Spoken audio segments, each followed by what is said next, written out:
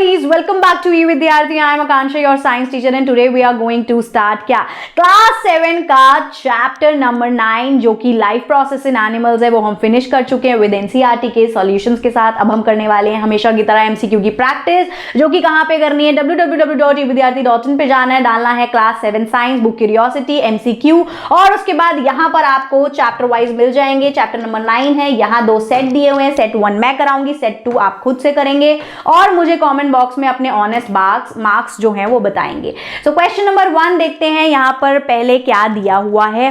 सो 1 question है, what is the process of breaking down complex food component into simpler forms called. So इस process को क्या कहते हैं जिसमें खाने को तोड़ते हैं हम, कॉम्प्लेक्स खाने को तोड़ते हैं सिंपलर कंपोनेंट में, वो होता है जी डाइजेशन। इसी प्रोसेस को तो डाइजेशन बोलते हैं, डाइजेशन का मतलब ही ये है। सो ये डाइजेशन की हो गई definition. Which part of the human digestive system is the longest. ठीक है, कौन सा ह्यूमन डाइजेस्टिव सिस्टम है, एलिमेंट्री कैनाल में बेसिकली ये बोल रहे हैं, वही एलिमेंट्री कैनाल का सबसे लंबा पार्ट स्मॉल इंटेस्टाइन है, यानी हमारे डाइजेस्टिव सिस्टम का सबसे लंबा पार्ट स्मॉल इंटेस्टाइन है। अब what role does saliva play in the mouth during digestion. So भैया वो तोड़ देता है स्टार्च को शुगर में, जो हमारा सलाइवा होता है, यहीं पर कार्बोहाइड्रेट का डाइजेशन हो जाता है सिंपल शुगर में।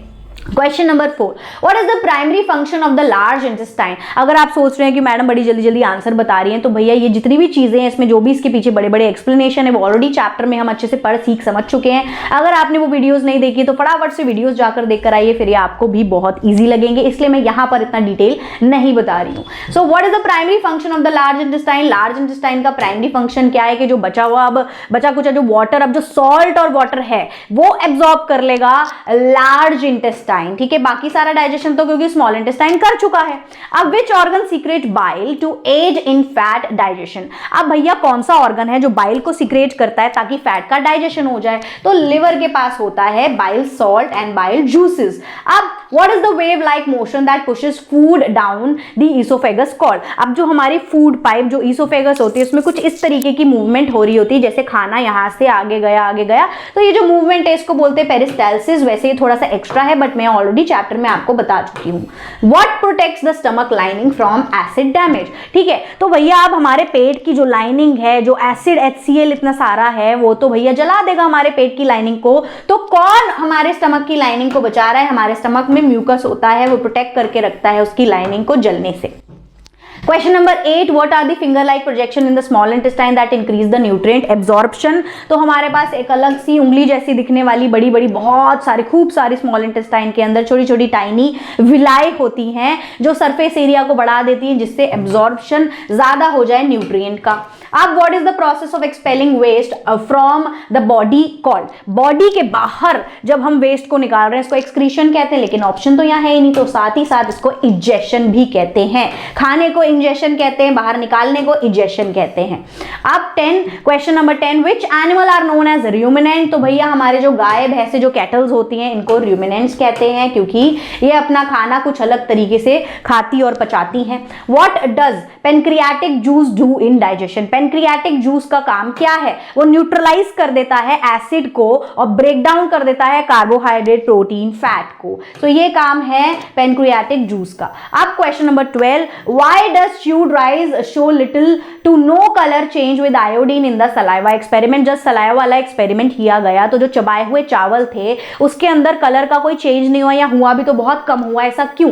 क्योंकि जो स्टार्च है वो कंप्लीटली ब्रोक डाउन हो गया है शुगर में।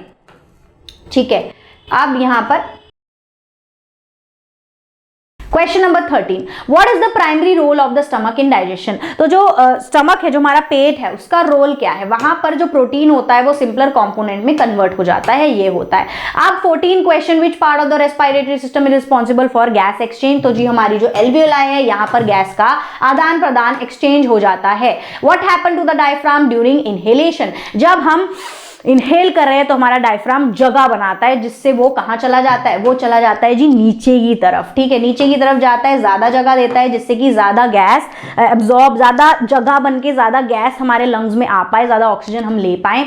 Why does lime water turn milky when exhale air is blown into it. तो भैया ऐसा इसलिए होता है क्योंकि वो रिएक्ट कर जाती है कार्बन डाइऑक्साइड के साथ। Question number 17, what is the role of rib cage in respiratory system. वो हमारे लंग्स को प्रोटेक्ट करता है। रिब केज जो है वो लंग्स के ऊपर होता है, जिससे लंग्स को प्रोटेक्शन मिल जाती है।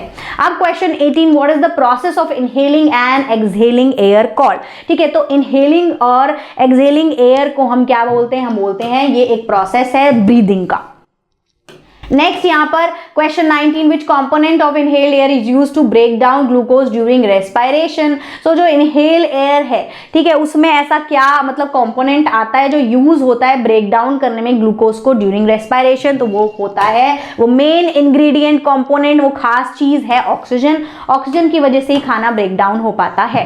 अब what is the chemical process that release energy from nutrients called? So वो कौन सा केमिकल प्रोसेस है जो रिलीज कर रहा है एनर्जी को न्यूट्रिएंट्स से? ठीक है, जल्दी से देख लो यहाँ पर, what is the chemical process? Chemical process, तो ये जब वर्ड आएगा तो रेस्पिरेशन है। चलिए अब इसी के साथ यहां देखते हैं मेरा स्कोर क्या हुआ है। तो भाई मेरे को तो मिल गए हैं 20 आउट ऑफ 20, यानी मैंने स्कोर किया 20 आउट ऑफ 20, यानी मुझे चैप्टर अच्छे से समझ आ गया। चलिए देखते हैं आपको कितना समझ आया है। तो आप भी अपने ऑनेस्ट स्कोर मुझे बताएंगे कमेंट बॉक्स में कि आपने स्कोर कितना किया, यानी चैप्टर आपको कितना समझ आया। इसी के साथ ये चैप्टर यहां पर हो जाता है एंड। अब हम फिर मिलेंगे अगली वीडियो में न्यू अगले चैप्टर के साथ। तब तक आप अच्छे से रिवाइज करिए, मजे करिए और खूब हंसते रहिए, खिलखिलाते रहिए, हेल्दी रहिए, आते रहिए यहाँ पर। बाय बाय क्यूडीज, फिर मिलेंगे अगली वीडियो में। Thank you so much for watching.